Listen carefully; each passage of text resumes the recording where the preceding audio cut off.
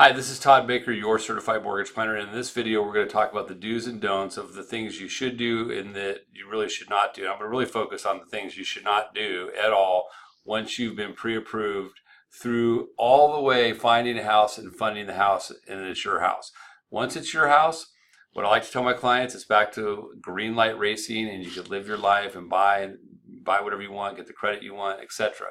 But during the pre-approval, where you're pre-approved and looking for a home, find a home through the loan process and funding, the one do is always check with your advisor. Always check if I'm your advisor, always check with me as your trusted advisor before you make any big decisions.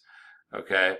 Because if you make a decision that impacts your ability to get a loan, you won't be able to qualify. There won't be anything me or any other lender could do to fix a mistake that you've made.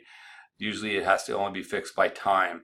So let me give you some of the major don'ts. So number one, it's only a good idea to run your credit while you're shopping for a mortgage. Inquiries don't hurt your credit, but it's a good policy. Unless you need to run your credit, only run it when needed. The bigger thing though is don't get any new credit. Okay, so don't go out and get a new credit card, get a new car, don't trade in your car without checking. Now, I have clients that check all the time because I advise them well.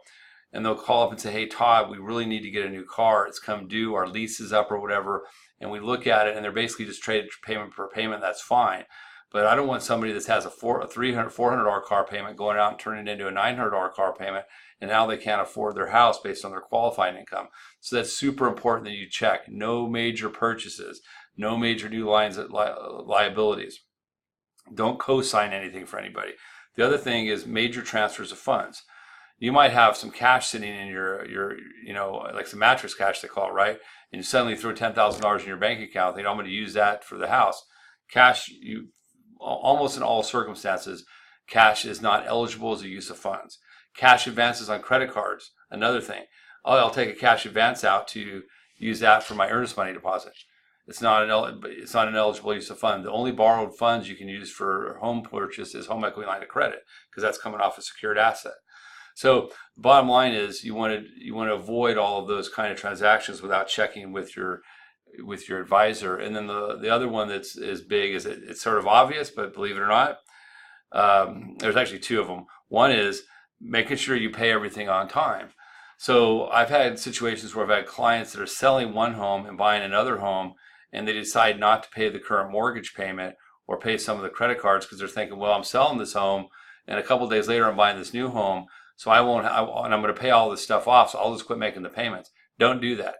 Because if any of the payments go late, when we go to do your loan and finalize your loan, guess what happens? There's a soft credit pull right before you fund your new home loan.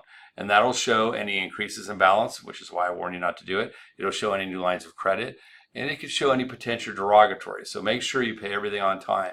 And then lastly, and this is another obvious one, is don't change jobs or don't quit your job. I've had people that call me up, hey, I'm going to quit my job and start my own business. Great. I totally encourage you to do that once we've completed your home loan process.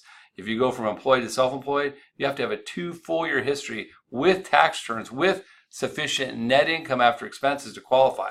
So that's never a good move prior to closing on your house. Also, if you're going, I've had situations where people want to switch jobs where they have a salary, they're going commission. They might have potential to make way more money, but you can't use commission until you've had 2 years. So job change, sometimes they're fine. I have one right now that's doing where they're changing jobs, but they're going from one job to a much better job. And we have an offer letter and we've documented it, and we're able to do that because it's just going from a salary position to another salary position at a higher rate of pay.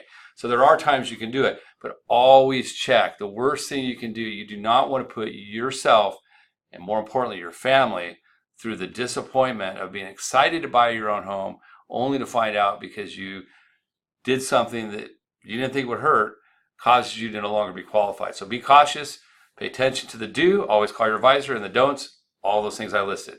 Thank you so much. If you have any questions, please feel comfortable calling me, and I hope you have a wonderful day.